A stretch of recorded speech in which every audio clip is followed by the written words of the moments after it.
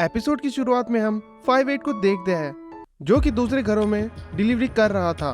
तभी उसे एक घर से गोली चलने की आवाज सुनाई देती है और जब वो चेक करने के लिए वहां पहुंचता है, एक आदमी वहां से निकल रहा था और किसी को बता रहा था कि टारगेट मर चुकी है।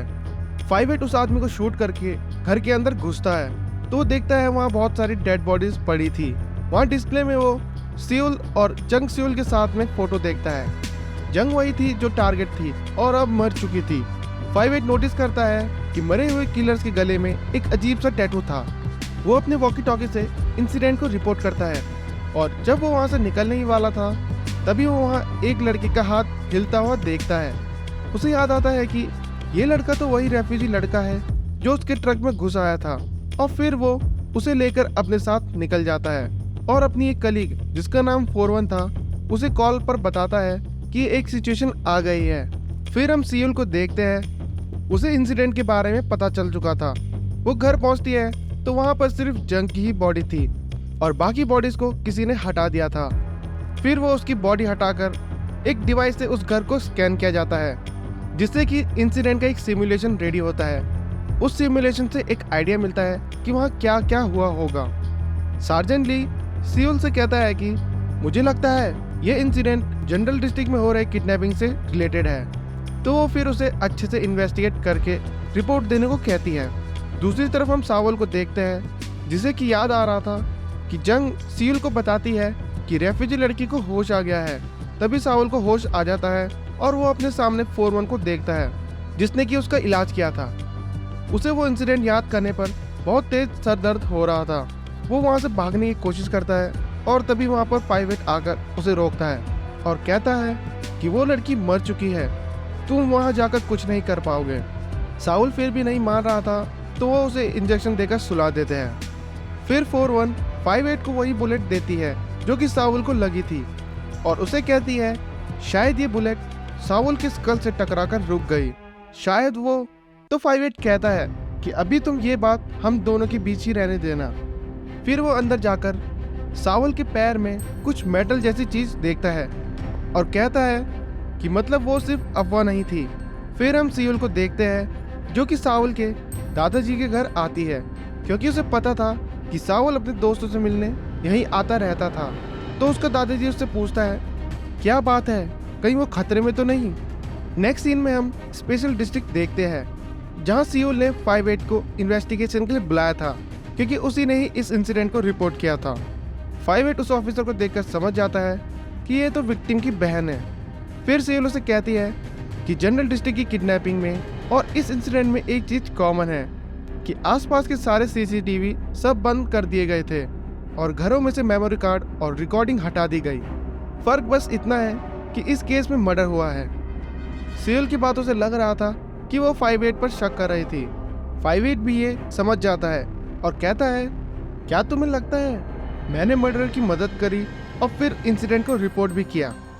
सियोल को बस पता था कि वहाँ जंग के अलावा 4 और बॉडीज थी पर उसे ये नहीं पता था कि उसमें साउल भी था या नहीं क्योंकि बाकी बॉडीज को किसी ने पहले ही हटा दिया था।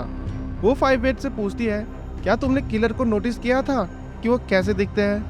5-8 ने टैटू तो देखा था पर वो उसे बताता नहीं और कहता है कि मुझे डिलीवरी में देर हो रही है और वहाँ से चला जाता है। सियोल वहीं बैठकर सोच रही थी और हमें एक फ्लैशबैक सीन दिखाया जाता है जहाँ की सियोल दूसरे सोल्जर के साथ रेफ्यूजी डिस्ट्रिक्ट में प्रोटेस्टर को मारने गए थे। वहाँ उसे कुछ चीज़ों के नीचे एक लड़का दबा दिखता है जो कि जिंदा था। सियोल ने उस लड़की को मारा नहीं था बल्कि बाद में आकर उसे वो अपने साथ ले गई थी और वो लड़का सावल ही था। फिर जब सियोल घर आती है तो देखती है सावल वापस आ गया है और अपने रूम में जंग की फोटो देख रहा था। सावल को वो इंसिडेंट ठीक से याद नहीं था और वो सियोल को सॉरी बोलता है क्योंकि वो जंग को नहीं बचा पाया। सियोल उसे कहती है अब तुम यहाँ सेफ नहीं हो तो तुम्हें अपने दोस्तों के पास चले जाना चाहिए और जाने से पहले वो उसे जंग के क्रीमेशन का एक लॉकेट देती है और उसे कहती है कि चाहे कुछ भी हो जाए तुम्हें जिंदा रहना होगा। तो सावल रोता हुआ उसे कहता है मुझे बचाने और बड़ा करने के लिए थैंक यू। फिर 5-8 घर आकर देखता है कि सावल वहाँ से भाग गया था और वो सोचता है कि क्या मुझे उसका वेट करना चाहिए या उसे ढूंढना चाहिए।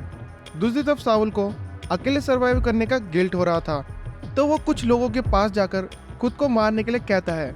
वो लोग उसे मारने भी लग जाते हैं। तभी वहाँ पर उसके दोस्त आ जाते हैं। उन्हें देखकर साउल कहता है कि यहाँ मत आओ, और तभी पीछे से एक आदमी साउल के सिर पे जोर से डंडा मार देता है, जिसके बाद वो वहीं बेहोश होकर गिर जाता है। फिर सीन शिफ्ट होता है और हम रेफ्यूजी डिस्ट्रिक्ट के लेबर मार्केट को देखते हैं। वहाँ अनाउंसमेंट हो रही थी कि डिस्ट्रिक्ट ए के लिए कंस्ट्रक्शन वर्कर की जरूरत है। कॉन्ट्रैक्ट खत्म होने पे 1 साल तक का ऑक्सीजन और खाना मिलेगा।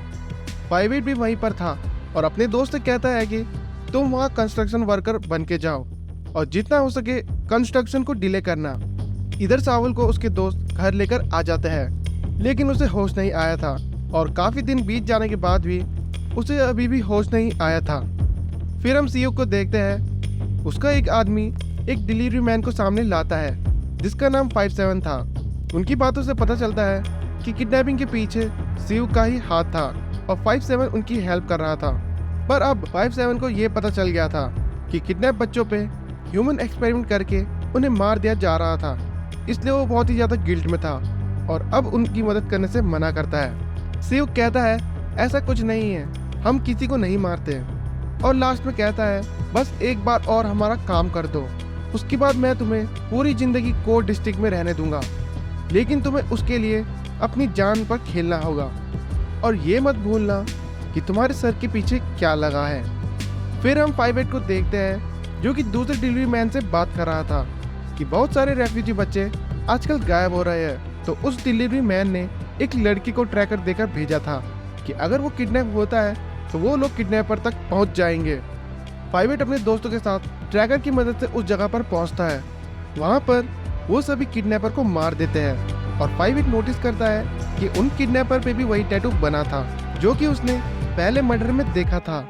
और जब वो अंदर जाता है तो वो लोग वहां देखकर शॉक हो जाते हैं कि वहां पर बच्चों पर एक्सपेरिमेंट किए जा रहे थे, और फिर वो सभी उनको लेकर वहां से चले जाते हैं। इधर साउल को फाइनली होश आ जाता है, पर अभी भी वो काफी डिस्टर्ब था और ग्रैंडपास उसे समझा रहे थे कि टाइम के साथ सब कुछ सही हो जाएगा। नेक्स्ट सीन में हम सीओ को देखते हैं और उस पर बहुत सारा ब्लड चढ़ रहा था। वो अपने डैड के साथ हुए कन्वर्सेशन को याद करता है जहाँ पर उसके डैड को उसके ऊपर बिल्कुल भी भरोसा नहीं था और उन्होंने उससे कहा था कि आजकल बहुत सारे लोगों का दिमाग खराब हो रहा है और उनमें से तुम भी हो। सीओ मन में सोचता है कि आपको पता नहीं कि मैं मर रहा हूँ, तो ऐसे में दिमाग तो खराब होगा ही। फिर आगे हम 58 को देखते हैं जो कि रेफ्यूजी डिस्ट्रिक्ट में आकर ग्रैंडपा से मिलता है। उन्हें देखकर ऐसा लग रहा था कि दोनों एक दूसरे को अच्छे से जानते हैं। 58 उन्हें जार देता है चेक करने के लिए, जिसमें कि उसने डिस्ट्रिक्ट ए के पास से कुछ सैंपल्स कलेक्ट किया था। फिर वो उन्हें गोली भी दिखाता है जो साउल को लगी थी और कहता है कि बुलेट उसके सर से टकराई लेकिन उसे कुछ नहीं हुआ। 58 को शक था कि साउल एक म्यूटेंट है, तो ग्रैंडपा उसे कहते हैं कि इस बारे में मुझे कुछ नहीं पता, पर साउल के फादर ऑक्सीनियम माइन में काम करते थे और वहाँ पर बहुत सारे रेडियो एक्टिव मटेरियल भी थे। फिर 58 उनको बताता है कि 100 से ज़्यादा रेफ्यूजी बच्चे गायब हैं और अब ये किडनैपिंग जनरल डिस्ट्रिक्ट में भी होने लगी है। और सोचने की बात तो ये है कि सारे बच्चे साउल के ही एज के हैं। 58 साउल को ले जाना चाहता था पर ग्रैंडपा मना कर देते हैं, ये बोलकर कि अभी वो मेंटली और फिजिकली डिस्टर्ब है। आगे हम देखते हैं सीउल की टीम से जंग के मर्डर वाला केस वापस ले लिया गया था, ये बोलकर कि सीउल विक्टिम से रिलेटेड है, लेकिन उसके कलीग्स को पता था कि उसके लिए ये केस कितना इम्पोर्टेंट है, तो उन लोगों ने पहले से ही केस से रिलेटेड जितनी भी फाइल थी उनका बैकअप ले लिया था। फिर हम 58 को देखते हैं जो कि अपना ट्रक पार कर रहा था।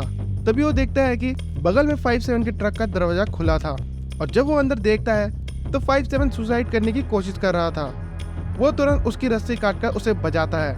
57 उसे बताता है कि जितने भी किडनैपिंग के केस हो रहे हैं उन सभी में मैं भी इन्वॉल्व था, पर वो कुछ और बताता उससे पहले ही सीयुक उसके गले में लगे कंट्रोलर से उसे मार देता है, क्योंकि उसे पता चल गया था कि 57 अब उनकी हेल्प नहीं करने वाला।